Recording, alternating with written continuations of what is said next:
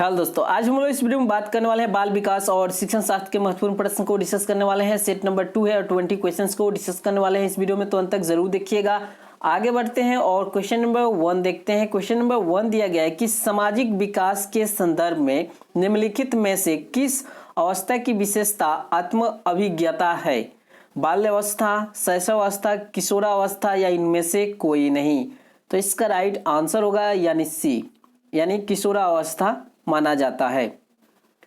Question number 2 दिया गया कि व्हील चेयर पर आने वाले बच्चे को नियमित स्कूल में नहीं होना चाहिए। नियमित स्कूल की निम्न श्रेणी में शिक्षा दी जानी चाहिए, किसी विशेष स्कूल में अध्ययन करना चाहिए या इनमें से कोई नहीं?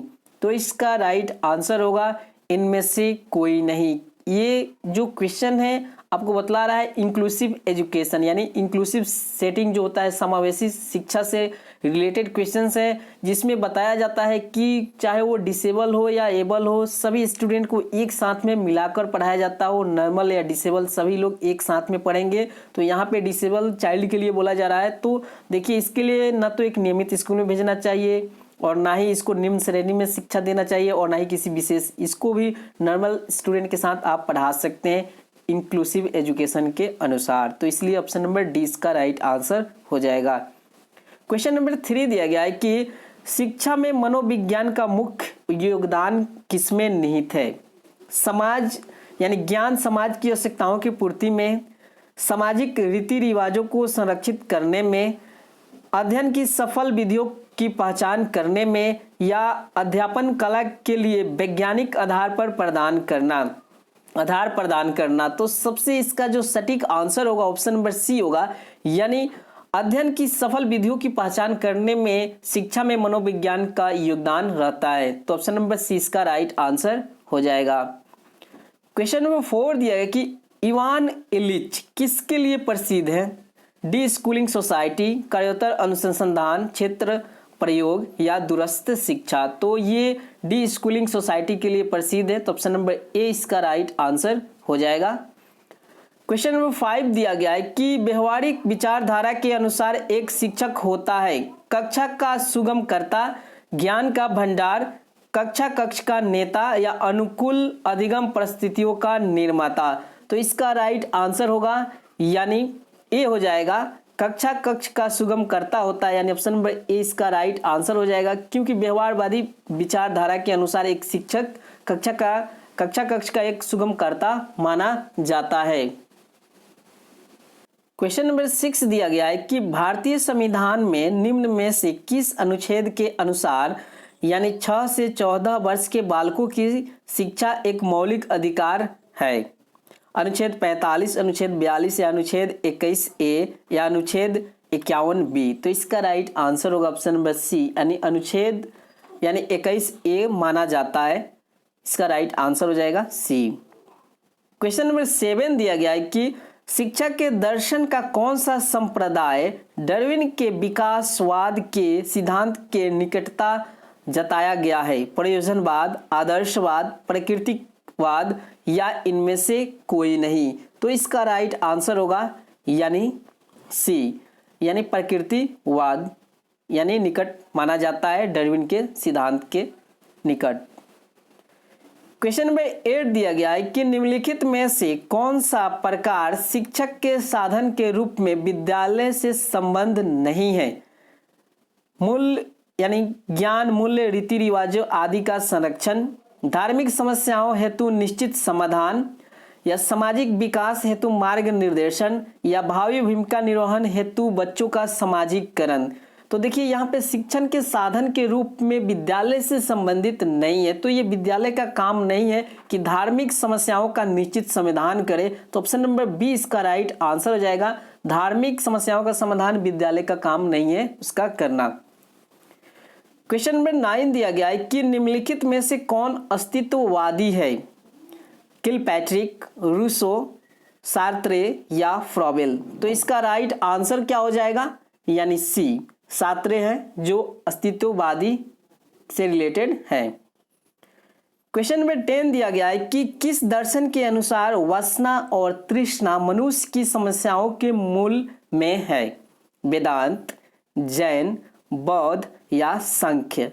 तो इसका राइट आंसर क्या हो जाएगा, यानी सी, बौद्ध के अनुसार, यानी बौद्ध दर्शन के अनुसार वासना और तृष्णा मनुष्य की समस्याओं के मूल में है। क्वेश्चन नंबर 11 दिया गया है कि शिक्षण में सबसे कम महत्वपूर्ण कारक कौन सा है, यानी शिक्षण में सबसे महत्वपूर्ण कारक किसे माना जाता है, जो कम महत्वपूर्ण है, यानी जो महत्वपूर्ण नहीं है।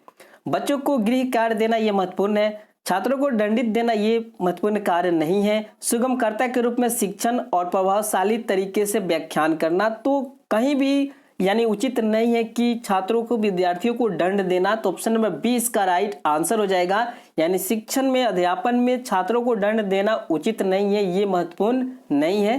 तो ऑप्शन नंबर 20 का राइट आंसर हो जाएगा। क्वेश्चन नंबर 12 दिया गया कि भाषा शिक्षण के संदर्भ में कौन सा कथन सही नहीं है। यहाँ पे ध्यान दीजिएगा, कौन सा कथन सही नहीं पूछा जा रहा है भाषा के शिक्षण के संदर्भ में। प्रिंट समृद्ध परिवेश भाषा अर्जित करने में सहायक होता है। भाषा शिक्षण में केवल वर्तनी की शुद्धता पर ही अधिक बल दिया जाता है। भाषा की यानी अर्जन, भाषा के अधिगम में अंतर होता है, यानी भाषा के अर्जन और भाषा के अधिगम में अंतर होता है। भाषा सीखने में अन्य विषयों का अध्ययन, अध्यापन सहायक होता है। तो आप एक बात ध्यान रखिए, जब भी किसी भी यानी ऑप्शन में केवल शब्द का प्रयोग रहे तो वो निगेटिव माना जाता है, तो इसलिए इसका आंसर बी हो जाएगा। यहाँ पे बोला जा रहा है कि भाषा शिक्षण में केवल वर्तनी की शुद्धता पर नहीं ध्यान दिया जाता है, जो कि गलत है, ये कथन सही नहीं है। तो यही इसका राइट आंसर हो जाएगा, option number B. Question number 13 दिया गया है कि अध्यापक शिक्षा संस्थाओं में प्रवेश के लिए उम्मीदवार के चयन हेतु आयोजित किए जाने वाला अध्यापक पात्रता परीक्षा निम्नांकित में से किसका उदाहरण है, यानी जो टेट होता है वो किस उदाहरण यानी किस अचीवमेंट के अंतर्गत आता है, किस टेस्ट के अंतर्गत आता है। उपलब्धि परीक्षण, नियोजन परीक्षण या अभिवृत्ति परीक्षण या अभिक्षमता परीक्षण। तो ये एप्टीट्यूड टेस्ट होता है, यानी ऑप्शन नंबर डी इसका राइट आंसर हो जाएगा, यानी अभिक्षमता परीक्षण माना जाता है, जो कि आपका होने वाला भी है। क्वेश्चन नंबर 14 दिया गया है कि भाषा सीखने के रचनात्मक उपागम के तहत शिक्षार्थियों को प्रोत्साहित किया जाता है।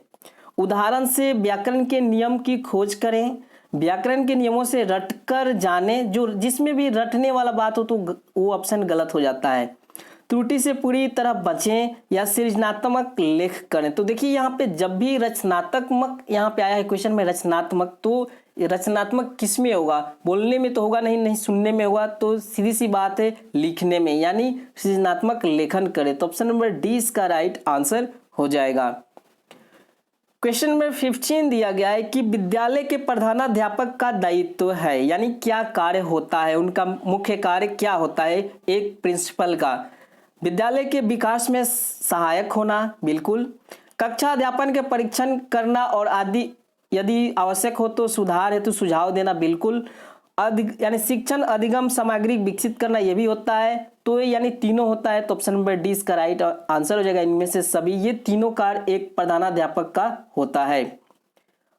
क्वेश्चन नंबर 16 दिया गया है कि भाषा के संबंध में कोठारी आयोग द्वारा सिफारिश की गई नीति है। मानक भाषा सूत्र, द्विभाषा सूत्र, त्रिभाषा सूत्र या राष्ट्रभाषा और राजभाषा की पुनः व्याख्या। तो कोठारी आयोग के द्वारा दी गई थी, यानी त्रिभाषा सूत्र। तो ऑप्शन नंबर सी इसका राइट आंसर हो जाएगा। क्वेश्चन नंबर 17 दिया गया है कि शिक्षा का अधिकार अधिनियम भारत में कब लागू किया गया। 1 अप्रैल 2010, 1 अप्रैल 2019, 1 अप्रैल 2009 या 1 अप्रैल 2008। तो इसका राइट आंसर हो जाएगा, यानी 17 का राइट आंसर हो जाएगा ए। 1 अप्रैल 2010 को शिक्षा का अधिकार अधिनियम भारत में लागू किया गया था। क्वेश्चन नंबर 18 दिया गया है, विद्यालय शिक्षा में सतत एवं व्यापक मूल्यांकन प्रक्रिया किस संस्था द्वारा लागू की गई थी। कौन सी संस्था जो थी वो सतत और व्यापक मूल्यांकन प्रक्रिया लागू की।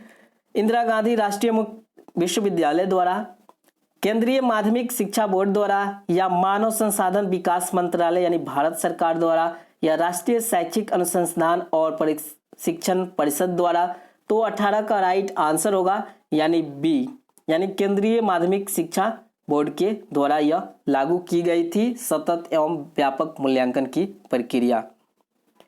प्रश्न संख्या 19 दिया गया है कि भारत में प्रथम मुक्त विश्वविद्यालय किस वर्ष में स्थापित किया गया था? 1966, 1985, 1986 या 1982? तो इसका राइट आंसर होगा डी, यानी 1982 में किया गया था। क्वेश्चन नंबर 20 दिया गया है, 20 दिया गया, जैन मतानुसार यानी जैन मतानुसार शिक्षा का अंतिम लक्ष्य है, क्या होता है? परोपकार, दया, त्याग, मुक्ति या अहिंसा? अहिंसा। तो इसका राइट आंसर क्या होगा? यानी सी, मुक्ति होता है जैन के यानी मतानुसार जो शिक्षा का अंतिम लक्ष्य होता है वो मुक्ति होता है। तो ये थे 20 प्रश्न। अगर वीडियो पसंद तो लाइक करें, शेयर करें, कमेंट करें। आपको बतला दें ये सभी प्रश्न 2020 में STET हुआ था उसमें पूछा गया था और इसी के अनुसार आने वाले जो भी वीडियो हैं वो आएंगे। तो आप कोई सुझाव देना चाहते हैं तो ज़रूर दीजिएगा, आपका सुझाव हम जरूर देखेंगे और उस पर काम करेंगे। तो चलिए, अगर वीडियो पसंद तो लाइक करें, शेयर करें, कमेंट करें। आपका वीडियो देखने के लिए बहुत बहुत धन्यवाद।